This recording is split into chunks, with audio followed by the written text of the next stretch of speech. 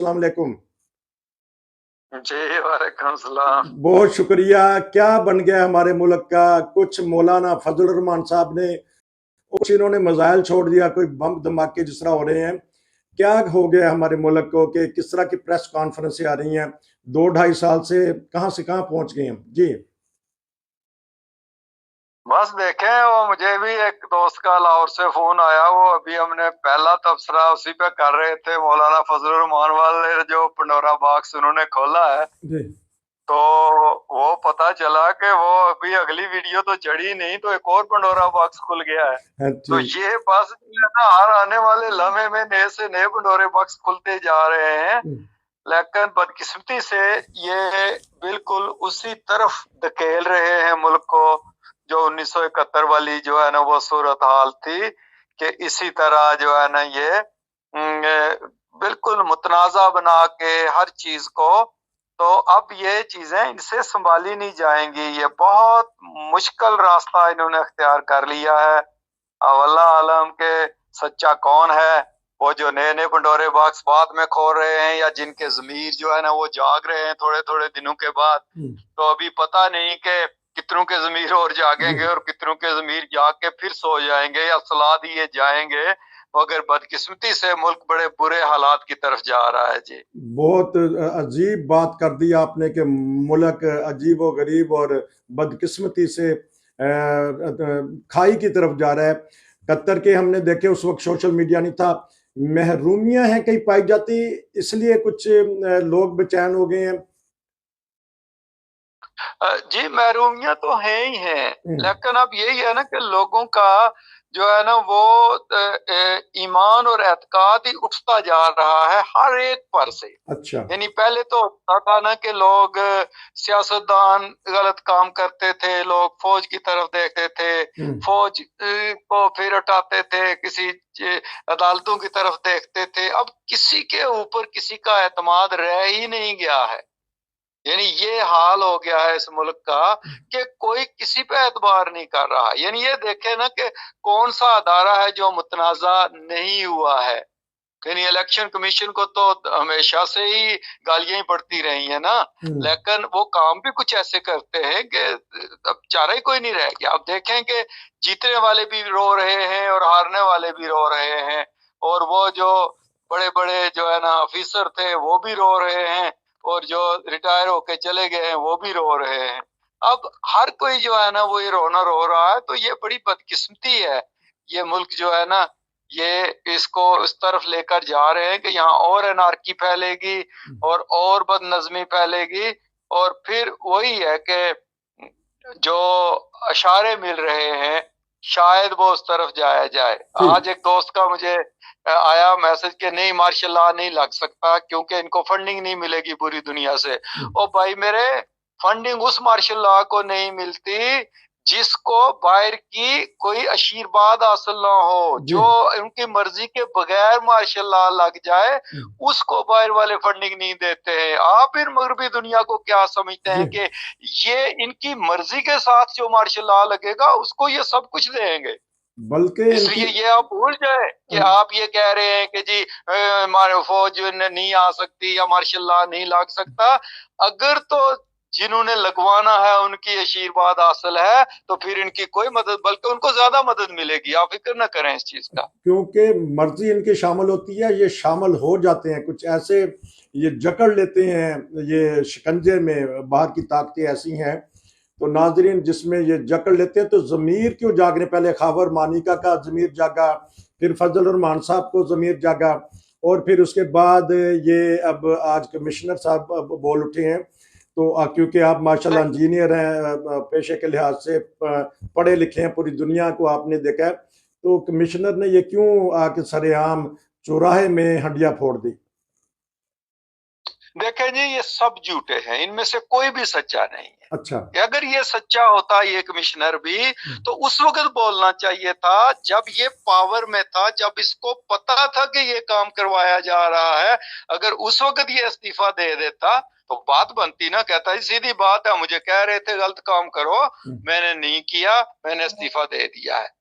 बात यह है कि अब क्योंकि एक खिचड़ी सी बन गई है और उसमें के बाद जो उसने देखा कि वो जो कुछ हमने किया है उससे भी तो बात बनी नहीं है, अब ना उधर के रहे ना उधर के रहे, तो क्या करें? तो फिर जमीर उनका जाग गया या किसी ने झंझोड़ा हो गया तो जाग गया होगा, लेकिन हकीकत में ये सब बेईमान है, इनमें से कोई भी ईमानदार नहीं है। देखे मौलाना साहब का भी यही हाल है कि आज आपका जमीर बाद में अचानक से जाग गया है, कल जिसको आप यहूदी एजेंट कहते थे आज उसके साथ, और उधर से पीटीआई को भी देखे कि उधर से कह रहे हैं कि हम पीडीएम की किसी जमात के साथ बात नहीं करेंगे, और उधर की किसके साथ है जो सबसे यानी जिनको बुरा समझा जाता था उनके साथ बात कर रहे हैं।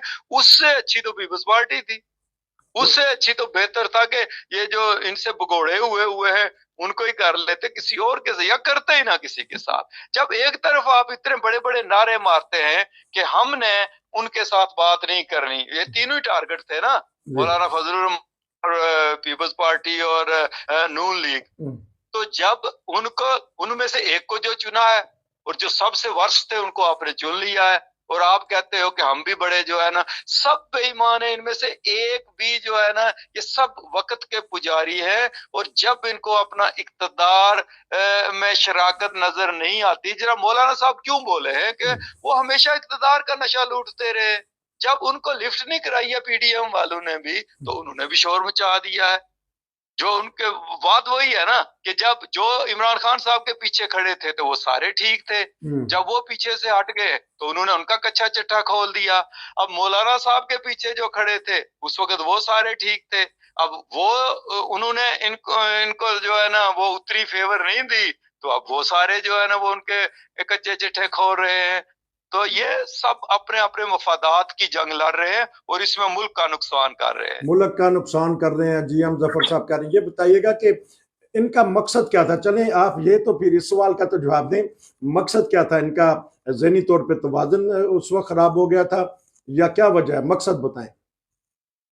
देखें जी, वही चीज है ना कि अब उन्होंने जो चीज की है कि इसको मुतनाज़ा से मुतनाज़ा, या फिर ये है कि एक लफ्ज उसने इस्तेमाल किया है कमिश्नर साहब ने कि मैं मुल्क तोड़ने की साजिश में शामिल। इसका मतलब है कि कमिश्नर को किसी तरीके से पता है कि मुल्क टूटने जा रहा है, अच्छा, मुल्क टूटने की तरफ जा रहा है, क्योंकि वो इतने बड़े ओहदे पर था तो उसको कुछ अंदाजे तो हो रहे होंगे ना कि क्या हो रहा है, और शायद इसने कहा हो कि मैं कल कह सकूंगा भाई कि मैं उस मुल्क तोड़ने में इन्वॉल्व नहीं था। जिस तरह जब मशरकी पाकिस्तान टूटा है तो कोई जो है ना भुट्टो साहब अपने नारे मार रहे थे मैं टूटने तोड़ने में शामिल नहीं हूँ, जबकि थे या खान साहब अपने कह रहे थे, अभी तो जनरल नियाजी भी कह रहा था कि मैं तोड़ने में शामिल नहीं हूँ, लेकिन थे सारे, हर कोई यही कहता है कि मैं उसमें शामिल नहीं हूँ।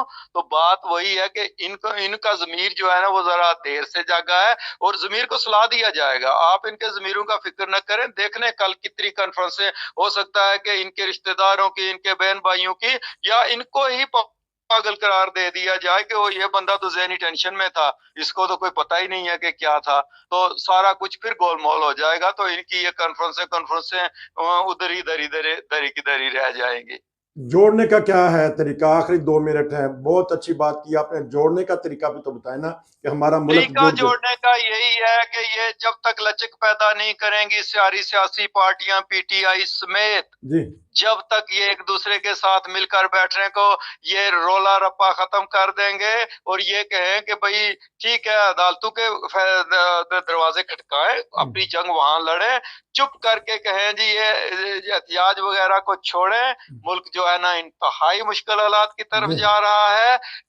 इसमें हो सकता है कि पीटीआई अपने हक के लिए एहतजाज करे, लेकिन हर कोई उस तरह का एहतजाज नहीं करने वाला, हर कोई अपने वफाद का एहतजाज करेगा और उसमें फिर जो है ना वो बदनज़मी फैलेगी, बदअमनी फैलेगी। और देखें जो बलूचिस्तान वालों का एहतजाज है वो उनका अपना एक रंग है और वो बड़ी सख्त किस्म की जो है ना वो लहर अख्तियार करेगा। जो सिंध वालों का है वो और किस्म का है, जो सरहद वालों का होगा, केपीके का होगा, वो और तरह का। इसलिए ये सारे एहतजाज जब मिल गए तो फिर आप देखेंगे ना ये खेल सकेंगे ये सियासतदान, ना इनको कोई खेलने देगा।